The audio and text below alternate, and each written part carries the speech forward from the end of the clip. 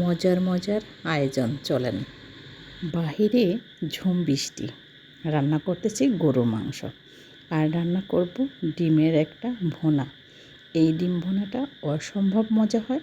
চলেন কিভাবে রান্না করলাম সব কিছু থাকছে আজকের এই ছোট্ট ব্লগ ভিডিওতে। হ্যালো এভরিওয়ান, আসসালামু আলাইকুম। সবাই কেমন আছেন? আলহামদুলিল্লাহ, আপনাদের দোয়ার বরকতে আমি ভালো আছি। যেহেতু চারদিকে বৃষ্টি ঝমঝমাঝম, আমি সব সময় প্রার্থনা করি এই বৃষ্টি যেন কারোর অভিশাপ না হয়, এই বৃষ্টি যেন কারোর জন্য কষ্ট বয়ে না নিয়ে আসে। আল্লাহ সবাইকে ধৈর্য ধরার তৌফিক দান করো। যেখানে বন্যা হয়েছে তাদেরকে তুমি হেফাজত করো, কারণ এই বৃষ্টির পানির কারণে অনেকেরই অনেক রকমের সমস্যা হচ্ছে। হয়তো আমাদের এলাকায় এরকম হচ্ছে না, তাই আমরা হয়তো বৃষ্টিকে নিয়ে এত কিছু করছি। যাই হোক, তাদের জন্য অনেক বেশি খারাপ লাগতেছে। তো যাই হোক, আমি আজকে রান্নাবান্না করব বেগুন ভাজি। বেগুনটা কাটতে যেয়ে দেখি বেগুনের কলিজা পর্যন্ত পোকা হয়ে গেছে। কেমনটা লাগে বলেন তো? তারপরে ডিমগুলো সুন্দর করে ছুলে এভাবে কেটে নিয়েছি। দেখতেও ভালো লাগবে আর রান্নার পরে খুবই মজা লাগবে। সবসময় তো আমরা আস্তে আস্তে ডিম রান্না করি, এভাবে কখনো রান্না করেছেন? একবার হলেও ট্রাই করবেন। আর এই রান্নাটা খুবই অসাধারণ হয়, আর বিশেষ করে আপনার ঘরের বাচ্চারা বেশি পছন্দ করবে।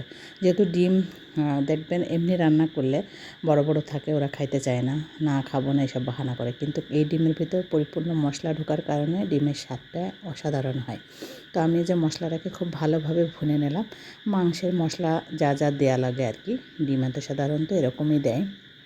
পেঁয়াজ সাথে সব কিছু সুন্দর করে আমি ভুনা করার পরে একটুখানি এখানে নারকেলের দুধ হলে ভালো হয়। আমার কাছে নারকেলের দুধ ছিল না, এই জন্য আমি গরুর দুধ দিয়েছি। আর এই রান্নাটা এত মজা হয় মাশাআল্লাহ। আসলে আমরা একটু রান্নার ভিতরে যদি ভিন্নতা আনতে পারি তাহলে কিন্তু সেই রান্নাটা অনেক বেশি মজা হয়। এরকম সময়েই লাবাই ফেলতে হবে। আমি একটা কাজে আটকে যাওয়ার কারণে একটু শুকায় গেছে। একটু ঝোল ঝোল থাকলে সেই রান্নাটা আরও বেশি মজা হয়। আর দেখেন এত সুন্দর হয়েছে, এত সুন্দর একটা ফ্লেভার আসছে, যেহেতু মাংসের মশলা দেওয়া এখানে। আর মাংসটাকে খুব ভালোভাবে আমি কেটে একদম ধুয়ে পরিষ্কার করে নিয়েছি। আমার হচ্ছে হাড় এবং চর্বি হালকা থাকবে সেরকম মাংস পছন্দ। আর আমি এদিকে কালকে ব্লেন্ডার করে রেখেছিলাম আদাটাকে, সুন্দর করে কিউব কিউব করে ফ্রিজে রেখে দেবো। কাজের সহজ কিছু জিনিস যদি আপনি রেডি করে রাখতে পারেন তাহলে কিন্তু আপনার রান্নার জন্য বেশি সময় লাগবে না। রসুন, এই ধরেন পেঁয়াজ, এগুলো যদি আপনি ব্লেন্ডার করে ছোট ছোট করে পলিতে ভরে রাখেন তাহলে যখন রান্না করবেন তখন বের করেই আপনি রান্না করতে পারবেন, মশলাটা যদি করা থাকে বিশেষ করে। আর মাংস রান্নার দিন তো আমার কাছে মনে হয় ঈদের দিন, কারণ মাংস রান্না করতে কোনো ঝামেলা নেই, সব কিছু দিয়ে বসে দিয়ে চুপচাপ বসে থাকবে। মাশাআল্লাহ, আমি রান্নাটা একটু ঝোল ঝোল আলু দিয়ে পাতলা ঝোল করেছি। এই রান্নাটা আমার কাছে অনেক বেশি ভালো লাগে, কিন্তু আমার বাসার কেউই এই রান্নাটা পছন্দ করে না, আমি আর আমার হাজব্যান্ড ছাড়া।